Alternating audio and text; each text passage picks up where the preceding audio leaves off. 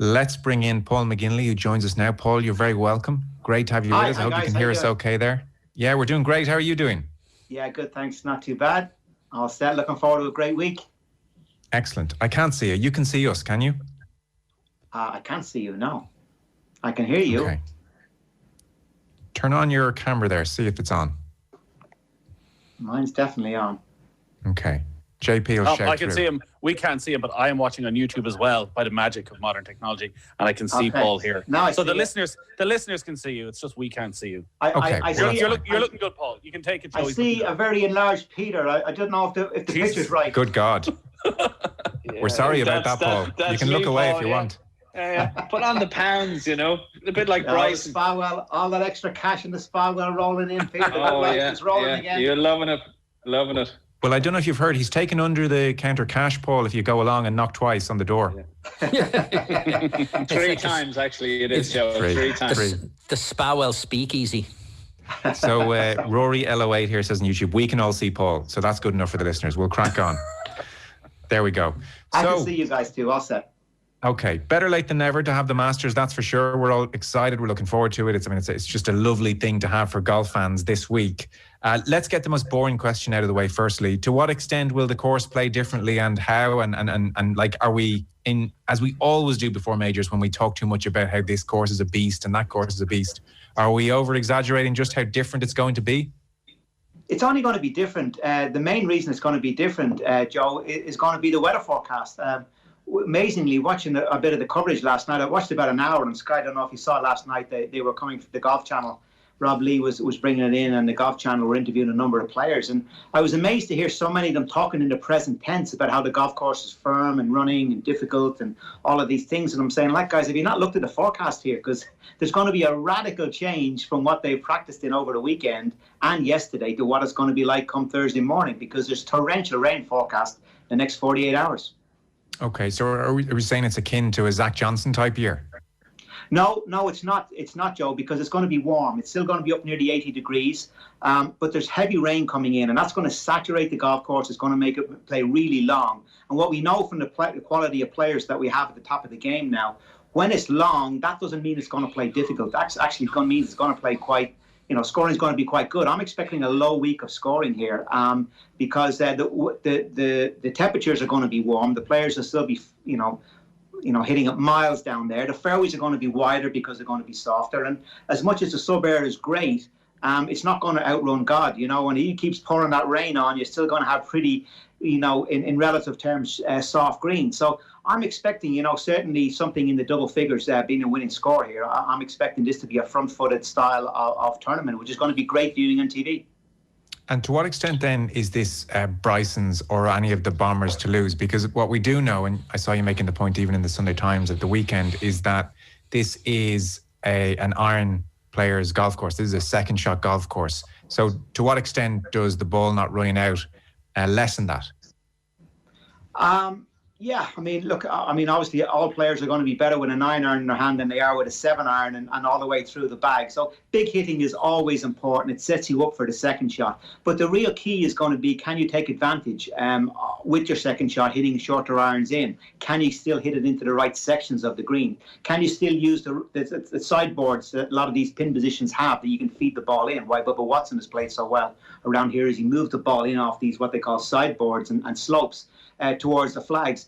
And that's what it is. I don't know if you saw the stat, which I was referring to in my piece in the Sunday Times, and Justin Ray posted it yesterday.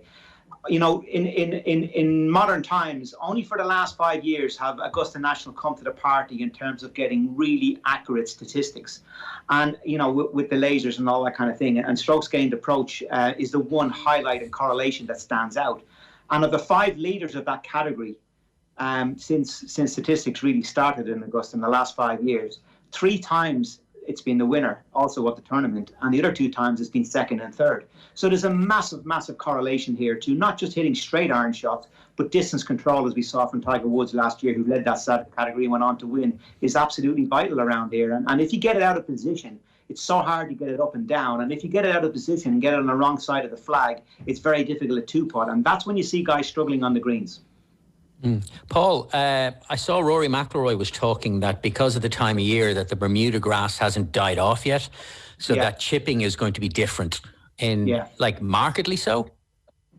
Not markedly, no, Phil, not markedly, but it will be different. I mean, it's really unique here. You've got two different kinds of grasses. I don't know if you want me to go into the technical aspect of that, but it really is strange. You get the Bermuda grass, which is a summer grass, and that is absolutely shaved down, and then they put the rye on top. And the rye is a wonderful grass. I love playing on rye grass. It's easy. It's like a cushion. The ball sits up beautifully on it. But because the temperatures have been unseasonably warm in Georgia in the last month or so, that Bermuda is not really as dead as they would like it to be, and it's still kind of coming through the rye grass at this moment in time. What they need is a few cold days to. I'm sure Irish weather would certainly take care of that, but what they need is some cold days to burn off that Bermuda and put it into dormancy where it lies for the winter. Would we ever see preferred lies at Augusta, Paul? That's a good question, Pete. We've never seen it before. Really good question. But, you know, these Augusta National are moving a bit with the times. I mean, can you believe that there's a college football game on here on Saturday in America, a huge college football game, and they're letting them have the pre-game set up on the par 3 course. They're letting them kind of start the college football game from Augusta National, from the grounds of Augusta National. So we are seeing some changes slowly here, and we may have to see it. If this forecast is right, and they're getting the tail end of a hurricane coming in the next 2 or 3 days, and we do get a deluge of rain, it'll be very interesting to see if they can resist not having placing. Paul, I was watching the Colin Morikawa press conference. I don't know if you saw it there. It was on about an hour or so ago. No, I didn't know. And, oh boy, is this kid confident. Whew. And he makes a very good point. He was asked a question about, because this is his first time round, does he feel that it will play against him? And he didn't quite say it would, but he made a point of saying, is like, look, you know, I know my lines. I've spent the last 3 days. I'm pretty sure of what my lines are. I'm not saying experience doesn't matter, but in that kind of attitude that all these young, accomplished sports people have of like, look, I control only that which I can control and leave everything else alone. He certainly gave the impression that he doesn't feel that he is handicapped as a first timer. Do you think his confidence is warranted? Look, it's great to have confidence. He's a major champion now. He's only on the tour, 2 years now. This is into his end of his second year and beginning of his third. And, you know, confidence is a wonderful thing. But like I said just there a moment ago, 5 minutes ago, I mean, there's going to be a radical change. You can talk all you want about lines off the tees and lines on the greens and whatever you want, like he's done in his practice rounds. This golf course is going to radically change between now and Thursday when the tournament starts. So, you know, there's a reason why only Fuzzy Zeller as a rookie has won around here. It is a golf course you need to get to know well. I mean, one of the guys that I fancy for that reason is Dustin Johnson. I know he's the favourite, but not alone has he got unbelievable form coming in here, but he's a guy that's trending in terms of getting to know this golf course. First 4 times he played here, nowhere to be seen, no top tens, didn't play the golf course very well. But the last 5 times he's had top tens, you know, 5 in a row, including a second place last year. So you know, even a player of that caliber is getting to know takes a bit of getting to know the golf course, and I think Morikawa's going to have to go through that learning experience. He also hasn't shown a huge amount of form really since he's won that PGA. His whole world has turned upside down now that he's a major champion, and it's great to have that confidence, but there's also a lot of learning to go on around Augusta National, and particularly if the golf course lengthens out in terms of this heavy rain and it plays so long. You know, Morikawa not being one of the longer hitters is going to be disadvantaged. As great as an iron player as he is, and he's one of the best strokes gained approach players on the tour, but he's going to be massive disadvantage going into, you know, these greens with a 4 and 5 iron where other guys are going to be hitting 9 iron. Paul, this is Rory's 6th attempt at the career Grand Slam at Augusta, but probably the first time he's coming in somewhat under the radar. Certainly not the most talked about player coming into Augusta, because everybody's just obsessed with Bryson DeChambeau. And even at the moment, he's doing his press conference and he's saying, I still haven't decided on the 48-inch driver. I was against it, but I tried it out yesterday. I'm coming around to it. I'll decide on the day whether I'm going to put it in the bag, and that'll be the focus now on Thursday. We've just been talking about DeChambeau and how this has become, this tournament, almost a referendum on the future of the golf ball and the future of golf, and how it may need to change on whether Bryson wins or whether Bryson loses. Are we all a little bit too obsessed with Bryson? Are people too focused on the distance and not enough on the other areas of his game that he's improved? Yeah, I mean, on the Bryson thing, absolutely.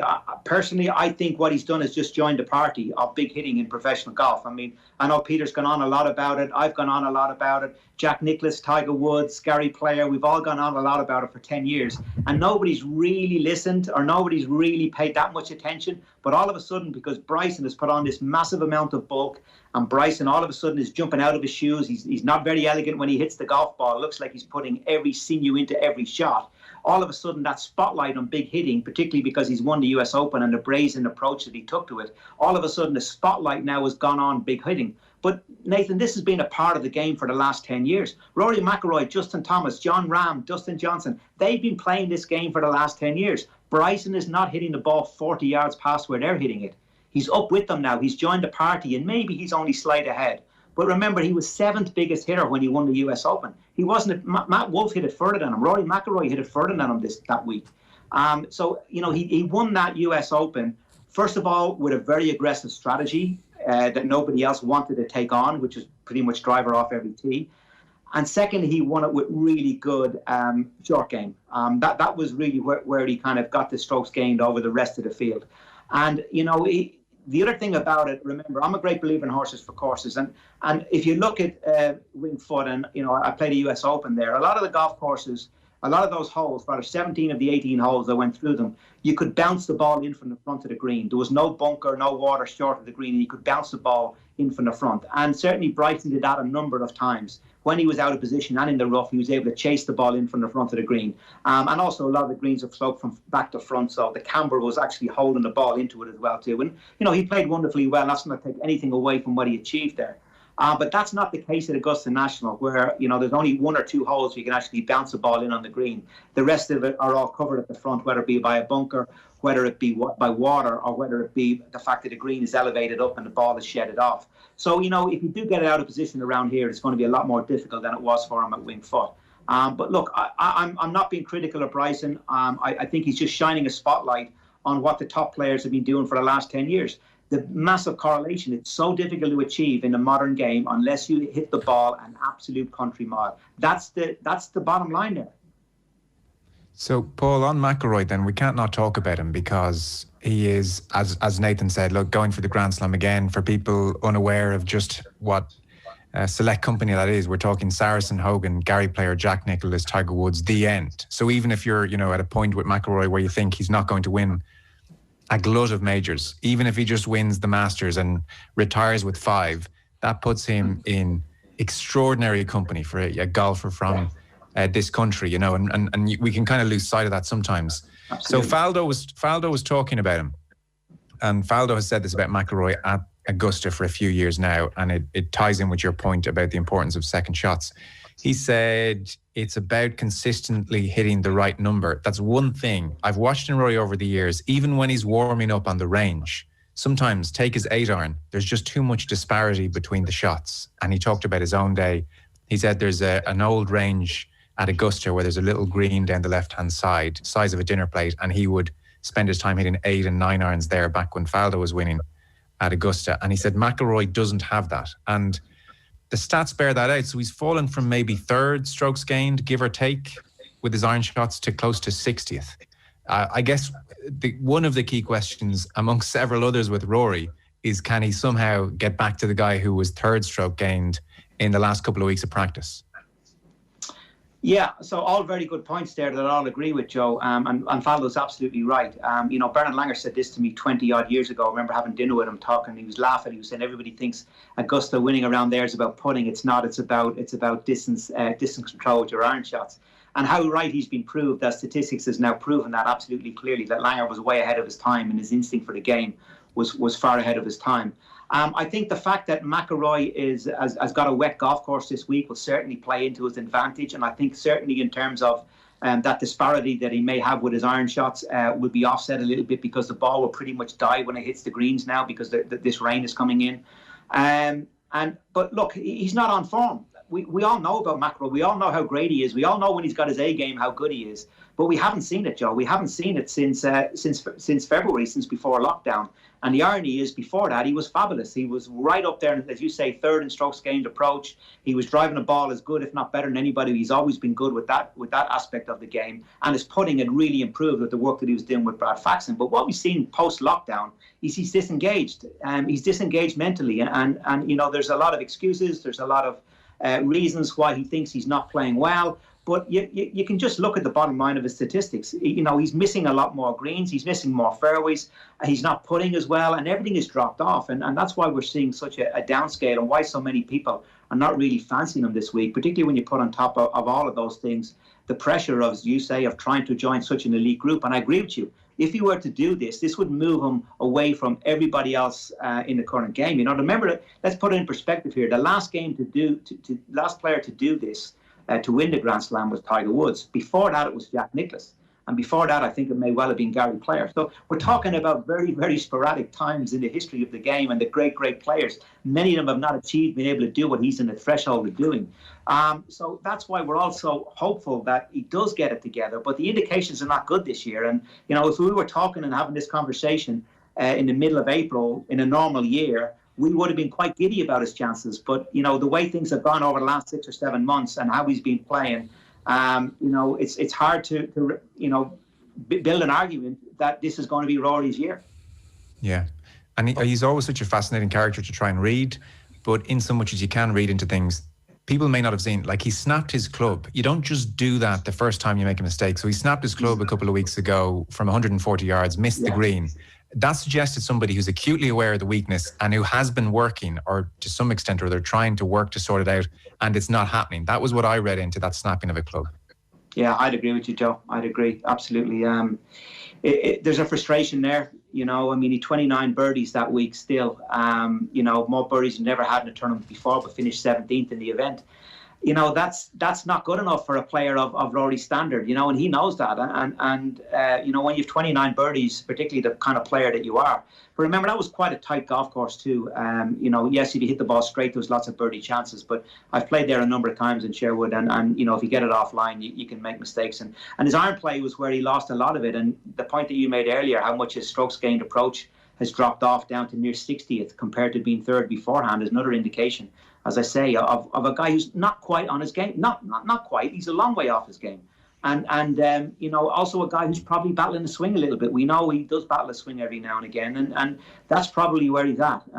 So it would be unusual. You have to say, Rory, if you look at all his career, he normally trends before he wins, and he's building up over a lot of consistency, and then all of a sudden he wins. He never goes from playing absolute terrible into playing well.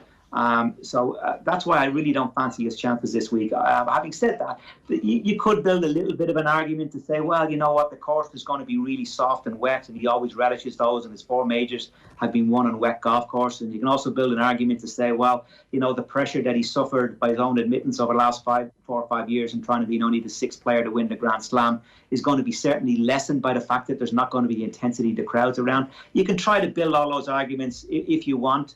But I think the real nuts and bolts of it will be how he plays. Confidence comes from playing well. You just don't turn up and all of a sudden think, right, I'm going to have a great attitude here. It comes from, the work you've done building into things, and you build your way into form. You build your way into a big performance.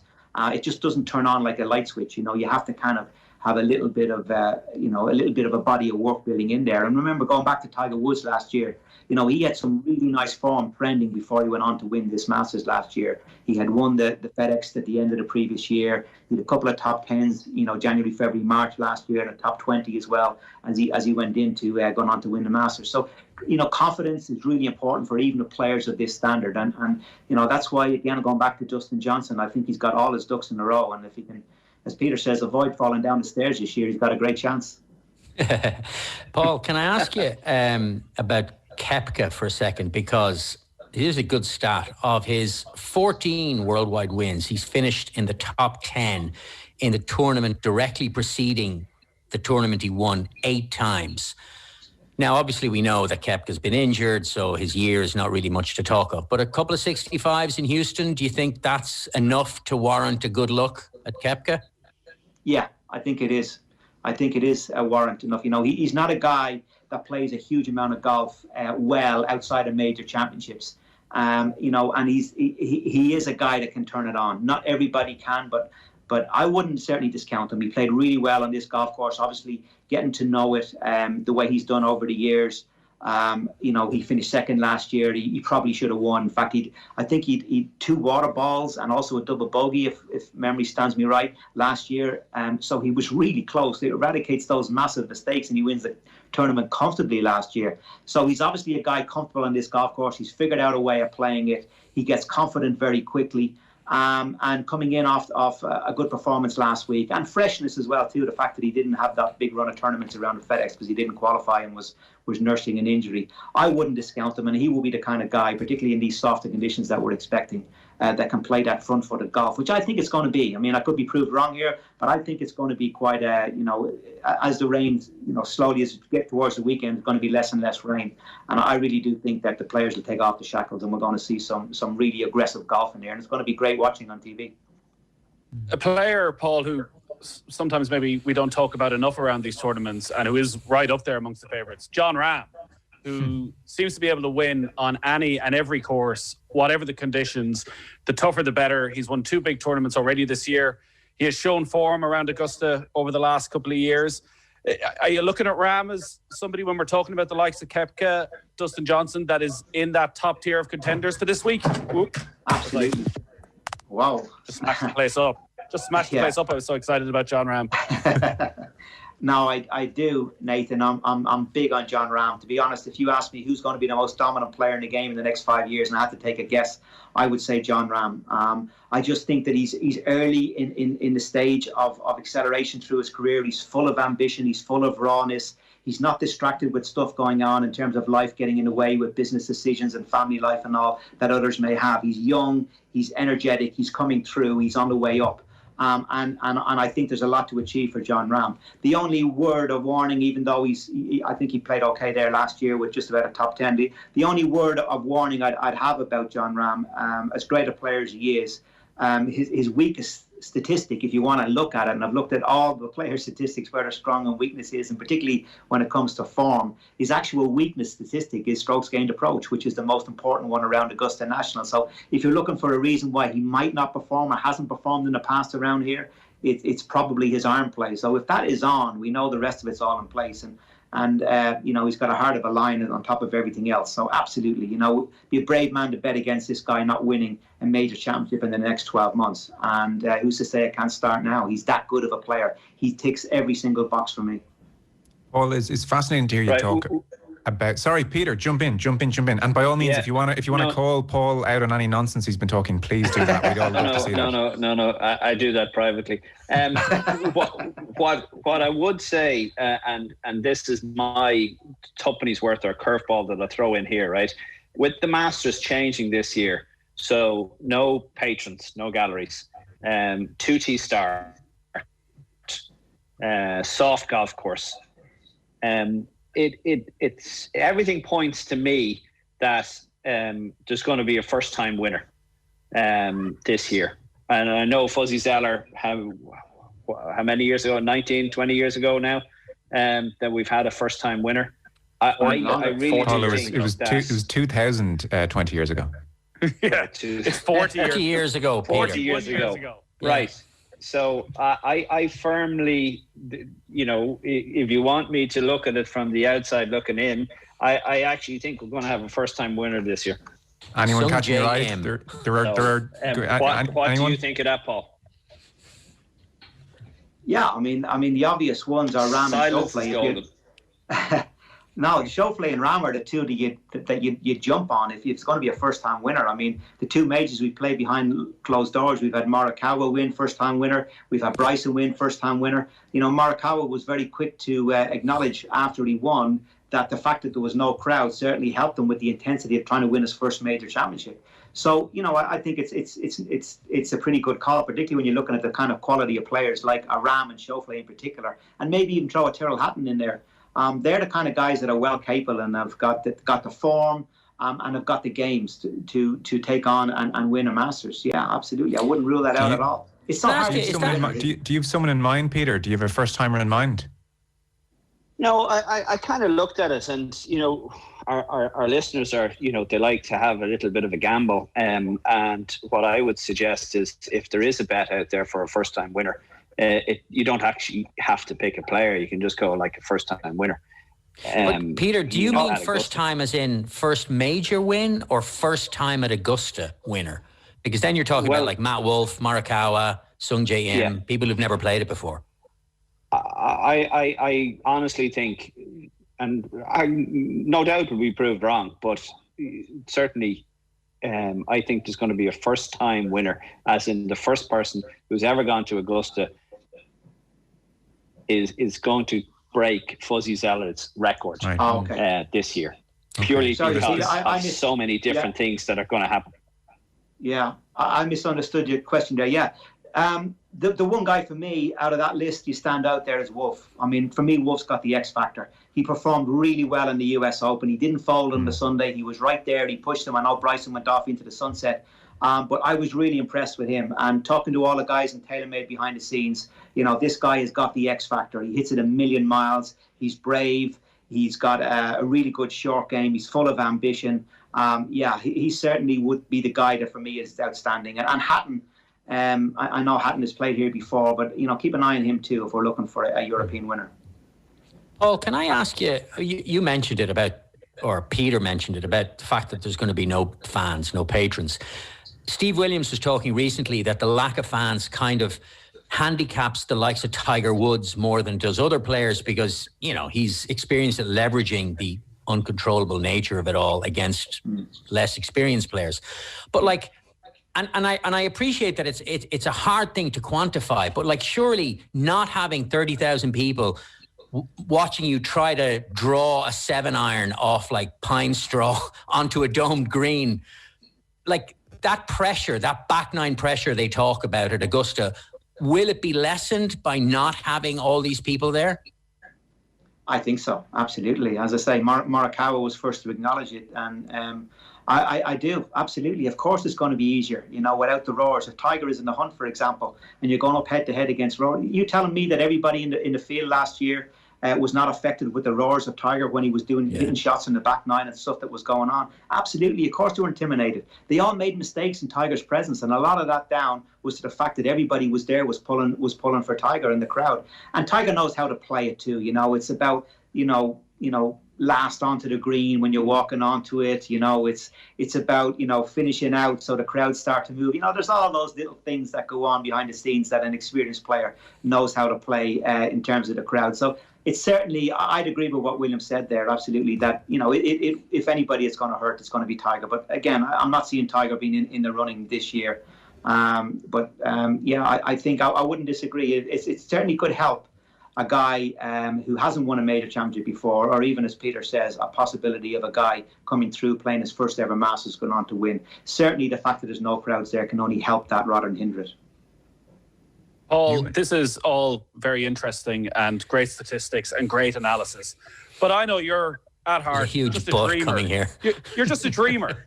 You're not like Peter Lowry. You're not a pragmatist. You're just a dreamer. And you want Jordan Spieth to be right there, coming down the back nine on Sunday. Give us a little bit of something. Give us a little bit of hope. Is there any? No, I'm afraid I'm with Peter on that one at the moment. Jordan is miles away from where he needs to be. I mean, look at his performances. He's not even raising a gallop, getting close. I mean, he's a great guy. I heard him interview it again last night, and we all want to see him coming back. But he's lost at the moment, and paralysis by analysis comes to mind. A guy who's tried to figure out the game from a technical point of view, maybe not as gifted as the other players are in a technical point of view, and he tried to up that part. He tried to improve his weaknesses so much that it's hard to find back. Bob Torrance used to have a saying, about improving your strengths. If you spend so much time trying to improve your weaknesses, you lose your strength, and it's very hard to go back. He said if you're a little bit if you're not very normal in how you swing the club, and you try to swing the club normal, it's very hard to find your way back to where you were. And he did have a bit of funkiness in his swing. Sandy Lyle being the prime example as well, when he tried to standardize his swing. And I think that's where Jordan has got lost, and it's a real shame. But yeah, again, like Tiger, you'd have a sentimental bet, but that's all it would be. You can't really put an argument in favour of him coming through. Yeah, I tuned into Houston at one stage, and he was +5 hitting a drive, and he was re-gripping the club almost like Sergio, just not in a good place. You mentioned there earlier, and it just caught my ear, where you talked about the ryegrass and how the ball sits up really nicely on the fairway at Augusta. So, instantly everybody listening felt a certain resentment towards you, because that's not an experience we're going to have. But you might give us, because we hear all the time about the beautiful subtleties of Augusta, the things which make it so great. And for sure, we can see some of those things from TV, be it if you're, hitting your third in on that steep incline on 13, or, on numerous occasions, the ball is above your feet with that kind of draw lie and the shot is calling for a high fade. There are all of these little intricacies which make us love the game, and people who don't love golf look at it and say, well, just guy hits the ball, it lands on the green. I mean, that's kind of it. Whereas there's, an infinite number of options, especially around a place like Augusta. You might give us a sense of that at Augusta in particular, having been there. Yeah, and I luckily played it last year as well too, so I'm up to date with everything Augusta like. First and foremost, this might sound silly for a guy who's 53 years of age now and doesn't play a whole lot anymore, but it's not a very difficult golf course. And let me just explain that. I played the Monday after the tournament last year. I played the very back tees. It was quite windy. My game is nowhere near the standard it needs to be, certainly for the quality of player at the top of the game in the moment. I had 5 birdies. Okay, I had 5 bogeys and I shot 72. I've always felt this about Augusta. If you're on your game, it's not a particularly really difficult golf course. Now, if you're not quite on your game, you make some mistakes, you can quickly get into trouble around there. But the targets are generous, the fairways are generous, and also the greens are generous as well too. This is a golf course you can get at, and it gives you lots of chances, particularly on the par 5s. Even me now, not particularly long anymore, but still, 13 is not a long par 5 for me. I'm still getting home with a drive and a 3 rescue. Like I did last year, and so it's a playable golf course. But don't get me wrong, it's not a piece of cake. Tournament conditions is a different thing. Your heart rate's a different place, and all of those things. But you can certainly play around this golf course. It's not. It's the history of it makes it more intimidating than the actual golf shots, because we've all watched over the years guys make a mess of certain shots, and he's standing on the 15th fairway, and you remember Seve's shot when he hooked it into the water, and Curtis Strange taking 10, I think, on the 13th hole, and all of those things. That goes through all players' minds. That's what Augusta is. As you come in at street level, everything is below you. So you start on the first hole, and the golf course goes all the way down to Race Creek, and then comes all the way back up again.